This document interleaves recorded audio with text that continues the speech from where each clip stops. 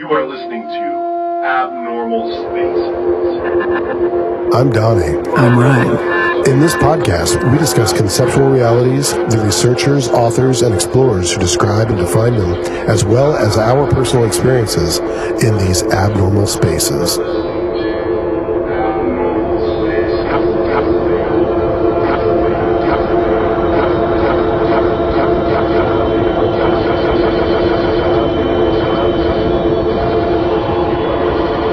In this episode, we discuss the concept of time, its nonlinear qualities, and how to work within them, time travelers, vibrational shifting, and experimenting with direct experience.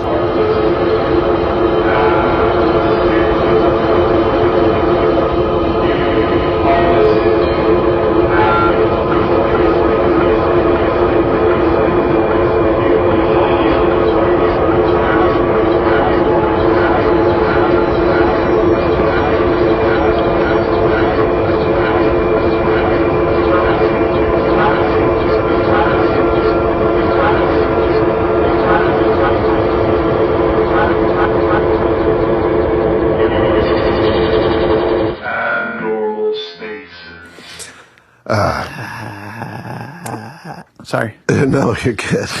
Hold on. Let me get a little bit more directional here. All right. Very nice. Yeah. So this video came up. It was kind of a viral video. This person had a rental property, and he had cameras at the rental property. It was like a Airbnb type thing, and there was a shed in the backyard, and he caught a person going into the shed, an unauthorized person. The vacation house was vacant at the time.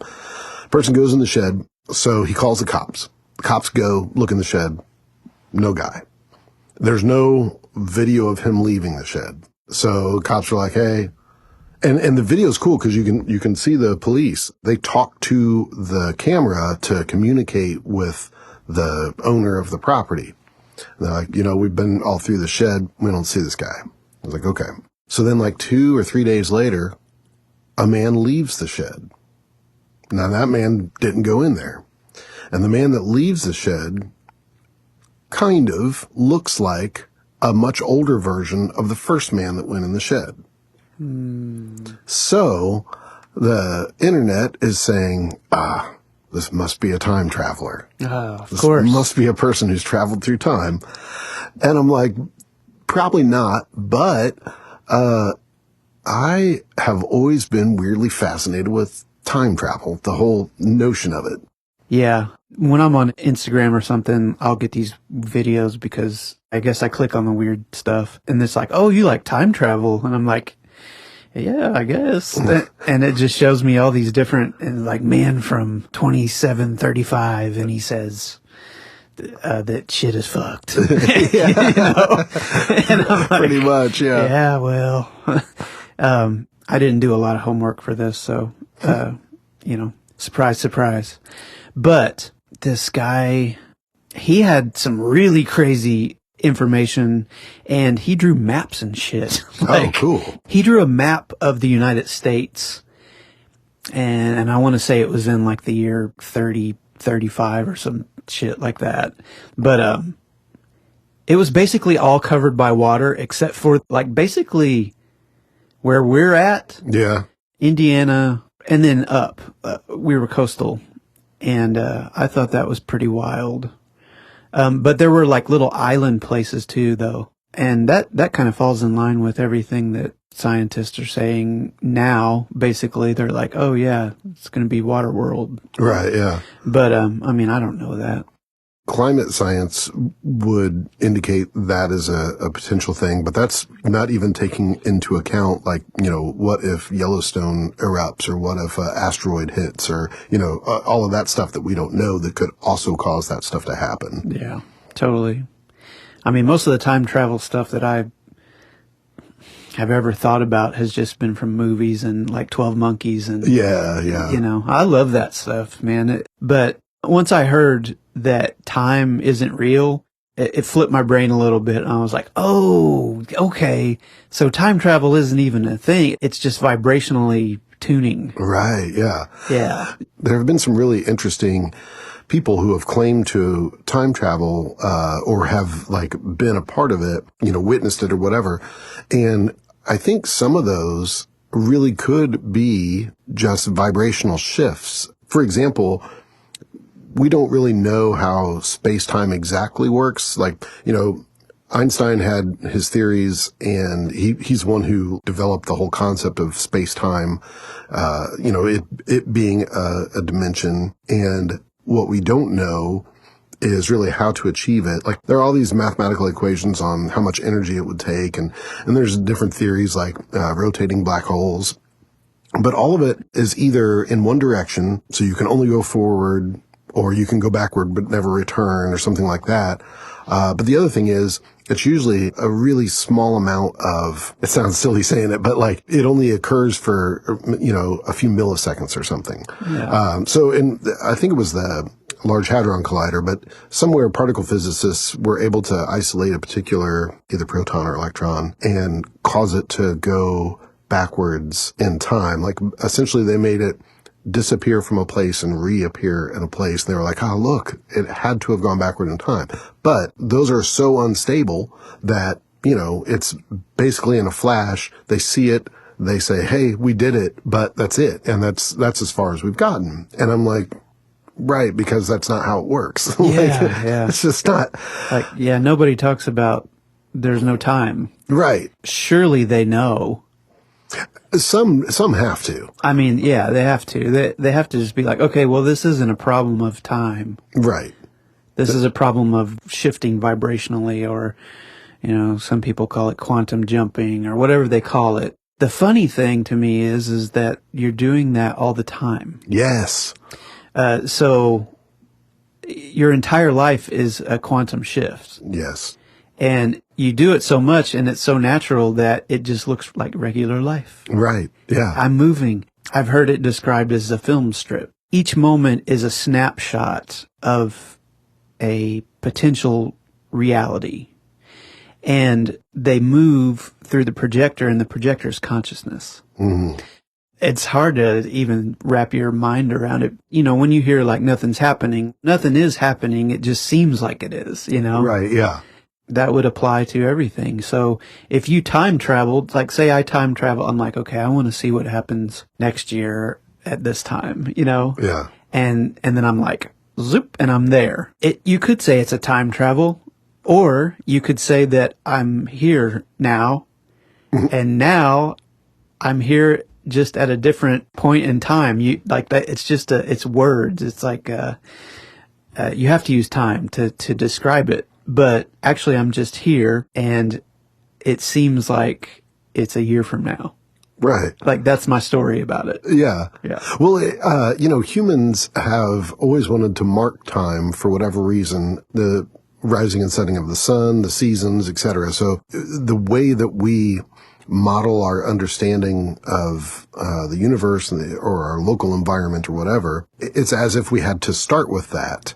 Like, okay, well, the next time the sun rises, then we're going to go on our hunting mission or whatever it is, and the next time that the frost melts, then we'll know it's time to move to this other area or to plant plants or whatever it is.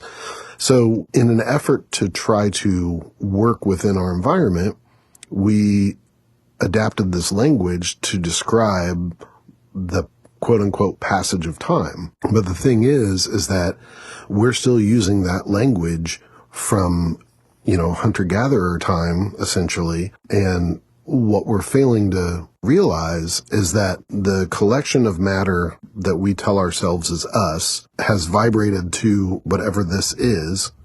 And it really seems to me like it would just take a shift of those vibrational elements and this matter to just shift phase into a different dimension, a different reality, because that's all that is anyway. All of the whole multiverse thing and everything about different potential realities is just that. They're all potentials. They're all whatever could happen from any given point, which I recognize sounds silly, but whatever could happen has happened or is happening, or will happen, but altogether. So let's just say is happening.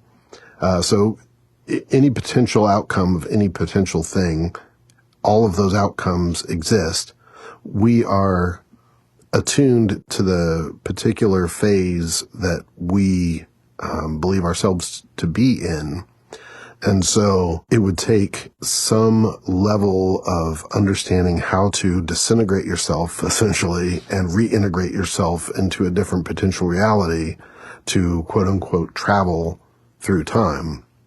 But it still isn't that. All it is now I'm seeing this other potential outcome. Now I am in this potential outcome. We talked about it before, and I'm like, time travel without, like, not classic time travel, but time travel 2.0, you know, like phase shifting or whatever. And, you know, phase shifting, you do that all the time too. So when you just phase out, or when you daydream, or hypnosis, or astral projection, or especially astral projection. Oh my God. If you ever get to do one of those consciously, you will completely understand what phase shifting is. Yeah. A person that just goes through life not really thinking about those things, if they have an astral projection and they're in the middle of it, they're like, oh my God, I'm dying. Yes, totally. Yeah. It's a very abrupt thing, and also I think it can be a very subtle thing, like a daydream. You know, it's both. Even sitting here thinking of your future, right, or worrying about what's going to happen or whatever, that's a form of phase shifting as well. Yes. Yeah. And same with worrying about mistakes made in the past and stuff like that. Yeah. You know, we are constantly time traveling in that definition of time traveling. Yeah, totally.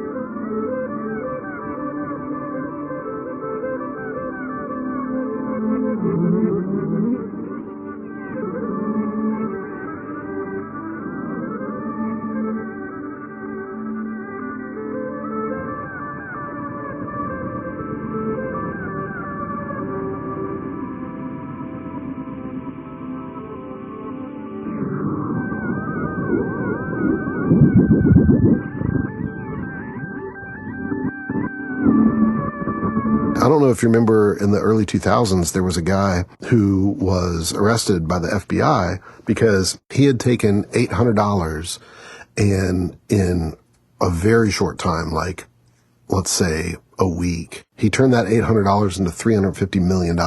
Biff. Totally. That's what it was. So this guy does this and he's arrested and they're like, okay, you know, we know you're doing some kind of insider trading. All of these trades were very high risk. No one would have made these trades. Why'd you do it? And he's like, I'm from the future. I knew how this stuff was going to work out. That's why I did it. And they're like, okay, but really, what's going on? He's like, I'm serious. I'm from the future. And so they had him in custody. And then after doing their investigation, they realized there wasn't really any way that they could prove that he had any insider trading type knowledge, that he did anything wrong. They were like, well, maybe he just really got lucky. So he had the money, so he was able to, I guess, post bond or whatever. And then he disappeared off the face of the earth, which if you have $350 million, you can probably disappear. So just today without traveling through time. But the investigation was ongoing because one, he wasn't supposed to just disappear. And two, they still had lots of questions to ask. They were never able to find any identifying information for this guy. They couldn't find a school that he attended. They couldn't find any driver's license, any medical records, anything. They had his fingerprints. They had everything. They could not find this person. And that's a very interesting mystery to me. Yeah, and I mean, why not? Right. That's just it. And if we are just condensed vibrations, essentially, of matter, why not? Yeah, I mean, okay, so let's back up. They have already used remote viewers. Right. So we should just stop there. The only difference is that somehow, maybe from the quote future time, whenever the technology is better, or, like maybe our knowledge of how things work is much more advanced. So we're basically just talking about a three-dimensional currents, like, Yeah. instead of being all theoretical and mind-driven, where the vibration is so light and so malleable. Right. We're talking about condensing back down into somebody that's like, oh, I'm a person. I'm Yeah. here, Yeah. and then being like, poof, I'm not here, which is actually kind of funny to me that if you were from the quote future and you're like, you can time travel or whatever, you come back here and pull off a stunt like that and then just leave. And Right. then probably where you go back to, you don't even have money anymore. Like, Yeah, it was just for fun. Yeah, it was just for shits. It's a time vacation. He's like, I'm a time traveler. All right, later. I'm out.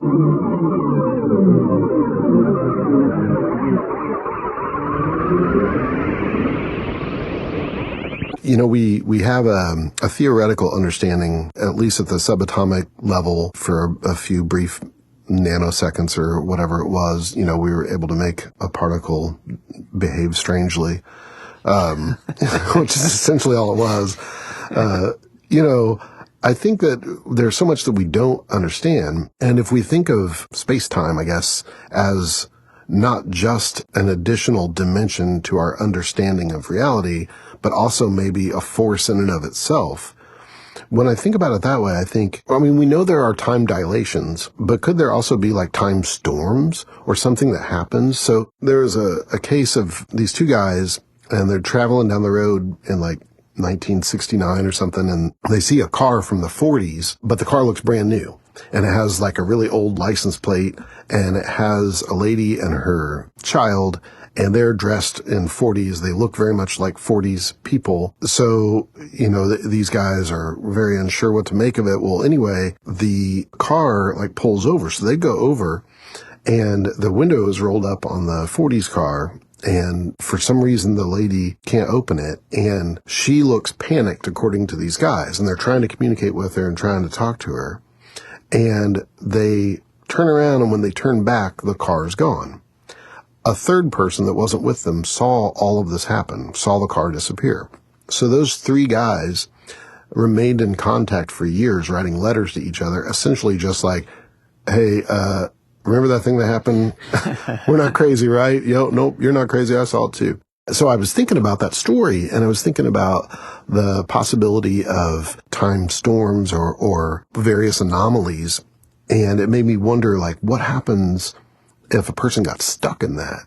And so maybe this lady was like in some weird time loop or some kind of situation where, she was just trying to get home and couldn't. And she, keeps going through the same area of road, but over many different decades or centuries or whatever. Wow. Yeah. Like time doesn't exist. So it seems like she just can't get home. She just can't get home. And that would explain why she wouldn't age, because that's one of the other big problems is a lot of scientists agree, a lot of physicists agree that, first of all, you'd have to travel faster than the speed of light. You would pretty much be obliterated in your human meat suit, or at least you'd be very, very flat. But if you could survive that, the working theory is that you as the person in your meat suit wouldn't age, but the rest of time would. And so there would be these really strange things that would happen. You would be unaged. The common time or present time or whatever would have advanced. So this lady appearing to be from the 40s, not being aged at all, wearing the same clothes, car being in perfect condition, etc., kind of makes sense in that theory that the time itself for the occupant and apparently their vessel would remain the same. You know, it's like Interstellar, you know, it's like, Oh shit, I was just getting ready to say Interstellar. That's crazy. it's like, you know, minutes versus years, you know, or whatever. Yeah. Yeah. So, you know, who knows? And the other thing is, you know, who knows if any of that is true? Those guys could have said, "Hey, here's a great story. You know, let's see if we can sell." I mean, there's con men everywhere. There's always a who knows. Yeah. Some of that stuff, even if it's just really well put together, or like you see something or you see a video that's low res that was recorded in the early 2000s or some shit like that, you Yeah. know, I don't know, that gives a little more flavor to it. Like, Yeah. for me. Yeah. But even if it is a fantasy or it is a made up thing, I'll allow myself to go with it just because it's fun. You know, it's like a Yeah. little rabbit hole trip. Yeah. And you're like, yeah, that would be crazy. Yeah, You know? yeah. But on the flip side of that, I just always say, why not? Because it's kind of like, in my mind, everything is an absolute possibility. Like, Yes. it's all possible. Yes. You know, to the point where what we call 3D life or whatever we call it is becoming less and less 3D or something. Like it feels less. It feels lighter. It doesn't feel as heavy personally. And it feels more malleable than ever. Yeah, I agree. And I don't know if it's because of the times. I don't know if it's because I get in these weird episodes or states or whatever. A stone doesn't seem like a stone like it used to when I was 16. Yeah. Or something. That may be an age thing. I don't know. But it feels more transparent or lighter or like everything's put together a little bit looser or something. I can't explain it. Yeah, no, I know exactly what you mean. And I don't know real quick whether it's age or whether it's just the more that you read and listen to different viewpoints and stuff, the more you're like, okay, let me consider this for a minute. And maybe that helps it. But I think the other part of it is, with the example of the rock, when you're really young, you know, you only understand things the way your young brain understands it. So yes, a rock is hard. It seems lifeless. Whatever attributes you assign to it, that's what it is. And that's just your definition of it, your working definition of it as you navigate life. And then later on, when you understand, you know, like middle school, high school, college, whenever you first learned about how rocks were formed and how the earth was formed, or at least our theories on all of that stuff, then you start to see it as more than just a stone. And now it's like a collection of minerals or whatever. And then and you keep learning, and then you get to a point where you're like, well, wait a minute, if everything is just matter and everything is just energy, I guess past matter is energy, and then everything is just that energy working how that energy works, then if that's the case, then yeah, why not? Why is this rock? Why can't I just make it grow in my hand or disappear in my hand? Or why can't I just smash it into dust very easily with just my hand? And the answer is, you probably can. We just, you know, we're not skilled enough yet to figure out how to do that. I don't know, man. I feel like things could be so simple. Yeah. I just feel like the simplest thing is the way. And that's kind of coming from a child's point of view, is like, well, I don't know any different. Even though I do know different now because of how I've been shaped. But I think like belief is the number one thing. I think it's all about how concrete you are in your belief systems that makes everything impossible. More than all of it. Yes. Because I know that if I get in my car right now and I start it and I drive down the street to an ATM and I put my card in, like, I don't have to convince myself that I can do that. Right. But to put my hand through a rock like silly putty, man, that's something that I gotta train for. Right. But that's a belief as well. Right. That it takes a million years to train for this and all.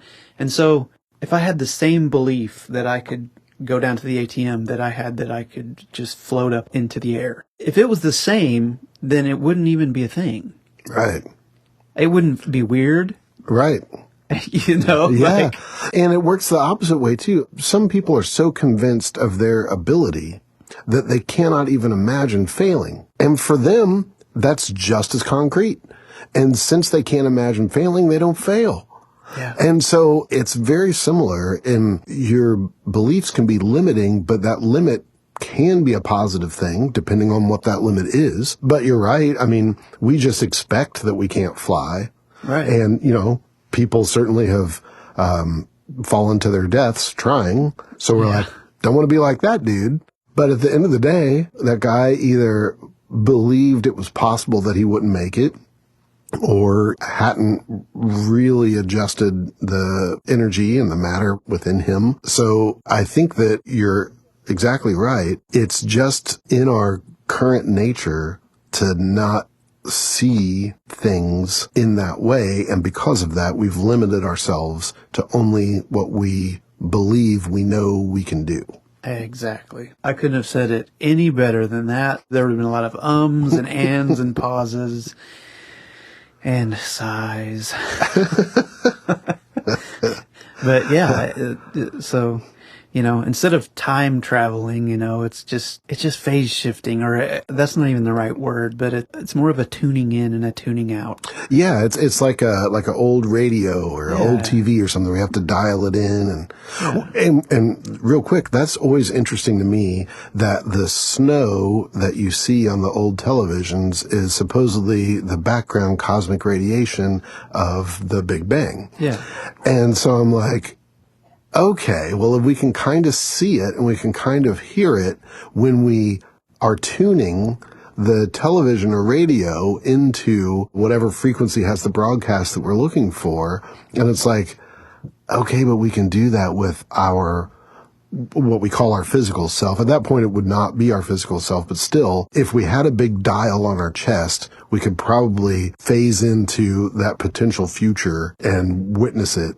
But, we don't know how to access that dial. Or it's the belief that we are a physical self that is limiting. that is so solid that has to disintegrate and reintegrate. I think it has to come all down to just the consciousness aspect of it. It's stuff to talk about that's neat when you're coming from the everyday mundane, I'm going to make a sandwich. Right. Yeah. Yeah. But when you go deeper, it's just all the same thing. So it's like, especially me and you, we just stopped talking at a point because we're like, well, here we are again. Here we are. We've distilled it back down to energy and consciousness. Though, that does bring up a very good point. So the consciousness that we're talking about, especially the non-dualistic nature of consciousness, one of the reasons that we can't play with that rock is because we don't recognize that we are that rock and that rock is us. I think that if we could fully appreciate and understand that and just know that to be a universal truth, that we could do more with that rock. We could bend it. We could make it grow or shrink because ultimately it is us. Yeah. Well, I mean, get on YouTube, type in levitating rock with sound.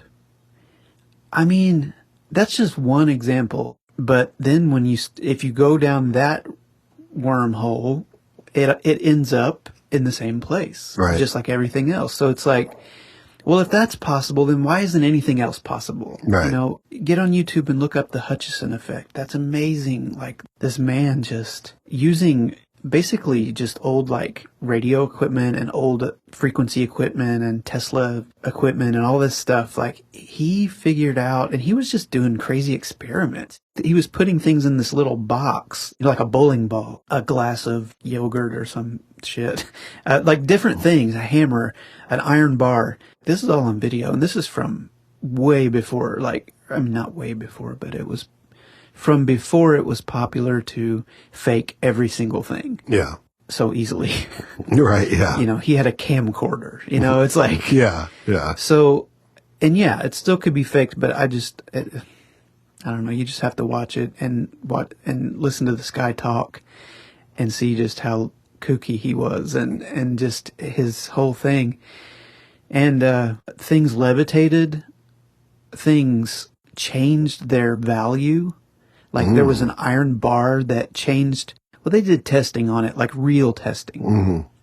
and they couldn't identify the metal that it had turned into from iron. Whoa. So it basically melted. It looked like it melted. Mm-hmm. And then the knife was stuck in the iron bar, and everything had kind of like melded together, but the iron bar was like a stick of butter. Then it rehardened, and what it rehardened to wasn't iron anymore. Oh, But interesting. it looked like iron still. Huh. Yeah. That's cool. Yeah, so I guess what I'm saying is time travel, frequency, whatever it is, if that is possible, if the Hutchison effect is a thing, if we can levitate things with sound, if astral, what we call astral projection is just a phasing of consciousness, and we phase in and out of consciousness all throughout the day and at night. Yep. Naturally, we're just looking to remove the ignorance that makes it a miracle or a mystery. Yes. Yeah. It's not a miracle. Like Right. the miracle is just a thing that you've never seen before. Right. Yeah. Yeah. Well, and the whole discover, it's the gods covered up this truth, and now we have to take the cover off. We have to discover. And, that's just an antiquated way of thinking in my mind. But what you're saying is essentially that. It's, you want to figure out how this thing works or what this thing is or whatever, just so we have a better understanding of it, so it isn't so mysterious and so it isn't so nebulous and impossible, and so that we don't believe that some gods are controlling these things. We just want to know like how it works. Or if we start looking at things like not as things, and almost like how a holistic practitioner looks at the body, no system operates on its own. Correct. So if we're like, I want to change the properties of this rock, why wouldn't you start from the base level that the rock is energy and you're wanting to change it is the same energy? Right. Yeah. And not looking at it like Ryan want to change rock. Yeah, totally. Yeah. Well, and also, in quantum physics, a lot of times the superposition is really important. So like, before a thing is observed, it is doing both the thing and the opposite of the thing.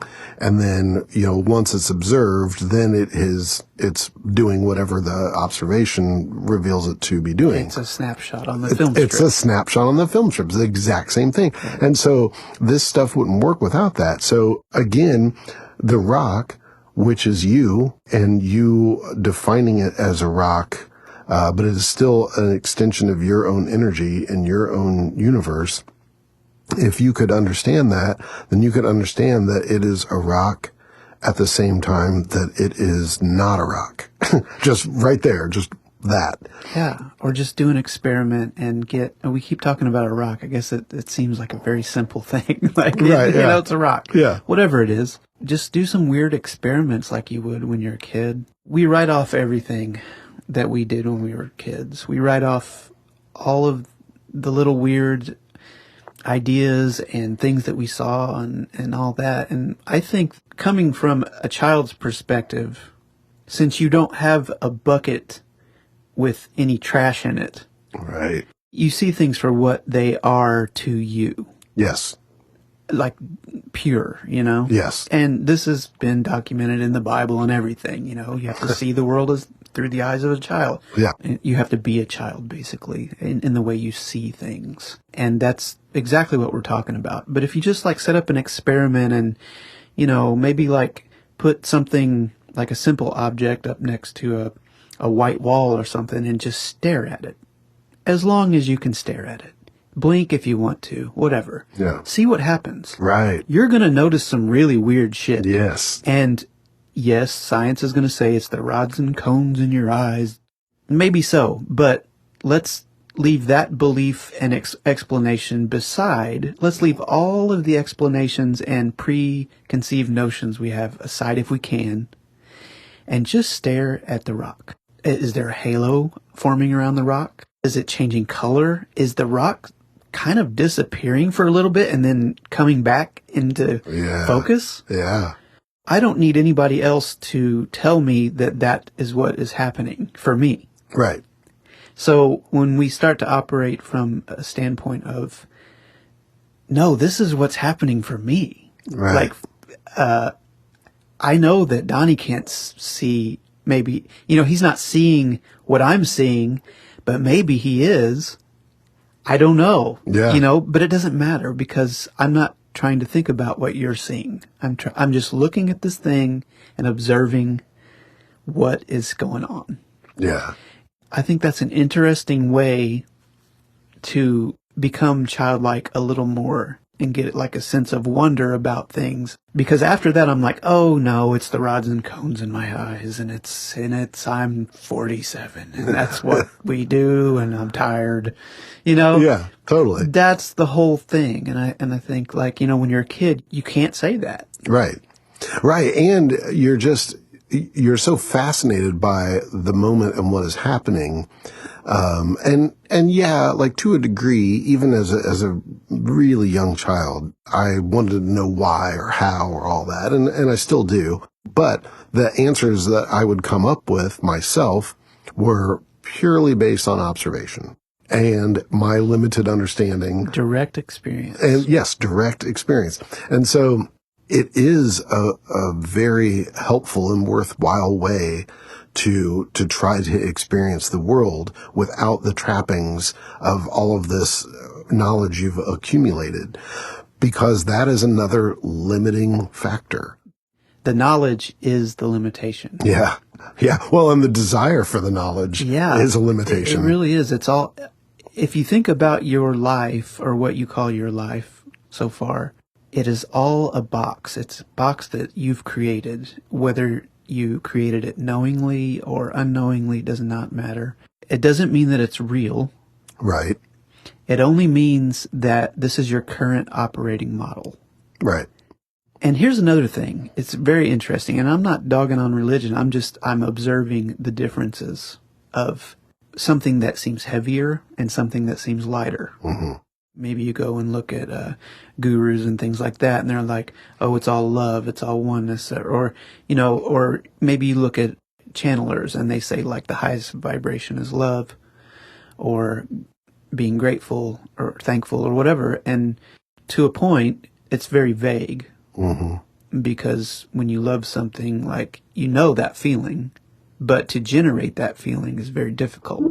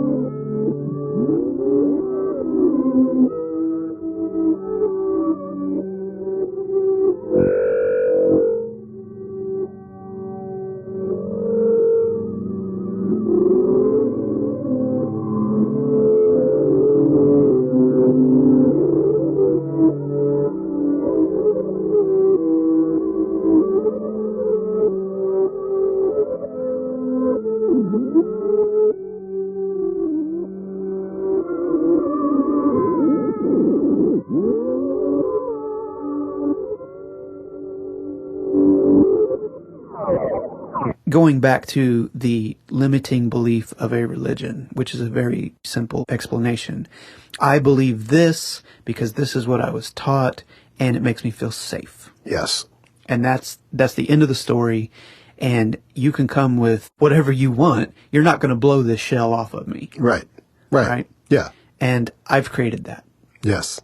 So the same way that I look at the rock and it disappears for a minute, and then I go, is that happening? If there's another person here and they're looking at that rock, is it disappearing for them too? Or it's just I think about stuff like that. No, yeah, me too. Well, and I am so convinced that the reality, quote unquote, that I experience is all of my own making. I would be very surprised if someone else saw the rock disappear at the exact same time I did. Because of the tuning. Because of the tuning. Yeah. And because it's my reality. Whatever frequency I've tuned into that is the frequency of Donnie is my frequency.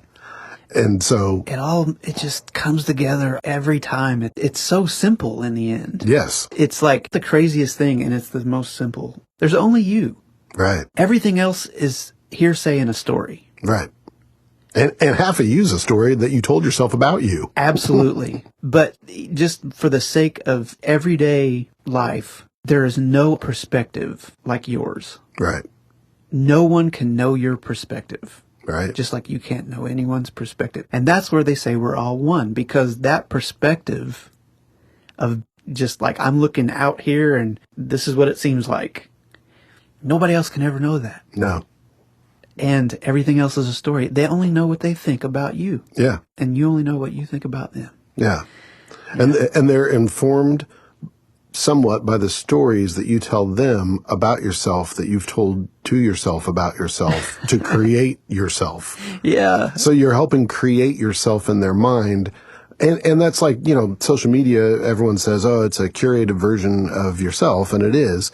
But the reality that you're creating in the mind of the people that are reading your posts or seeing your pictures or whatever, to them, that is you. So to a degree, it is just the same thing, but extrapolated on a grander scale. But that is what we are all doing. And it is impossible, at least at this point, in my understanding of everything, it's impossible really to embed yourself within that other person and experience their existence the way they experience it. And I would submit that there is not really a way to do that. I really don't see how a person could experience another one's existence exactly the way they did it, because you're going to come into it with your own trappings. Yeah, totally. And your own set of experiences. It would be you. It would still be you. Yes. Nothing is not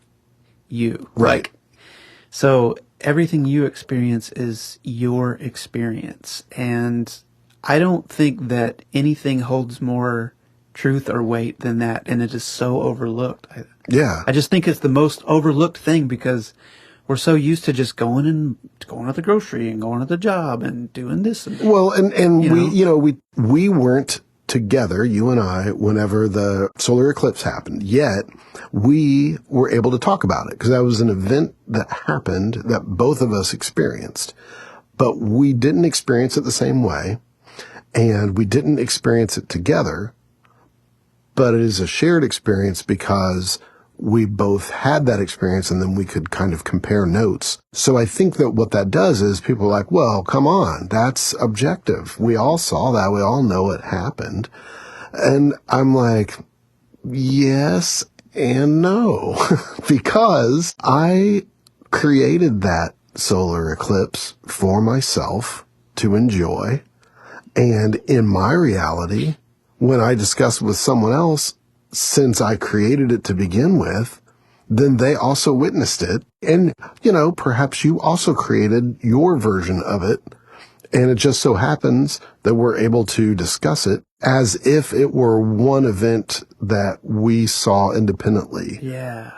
Totally. And so, so thinking about all that, then it's like, okay, if you can imagine shifting into a different timeline, and I think that's the other really important thing is that, we've talked before about time being nonlinear and everything happening all at once, and I fully believe that. If we could figure out how to shift one quote unquote direction or the other, past or future, I still believe that those would still be potentials, because I think that the past doesn't really exist. No. And the future doesn't also really exist. And so could you go back into the past and kill your grandfather and still live? Probably. Oh, I think absolutely. I mean, this is just my weird brain, but yes, I absolutely think if you listen to, quantum theorists or physicists or whatever, and you listen to the theories and all that, multiverses upon infinite multiverses upon infinite parallel probabilities or whatever outcomes and universes or whatever. Yeah, why not? Why not? There's right now, everything you could think of Right. could happen to you is happening to you Yes. right now. Yes. So why not? Like, Right. you just move one over, you know? That is exactly it to me. It's like literally if you could just go zip to a different, like, let's say we're vibrating at 1000 hertz and we just go to 1001. Yeah. You know,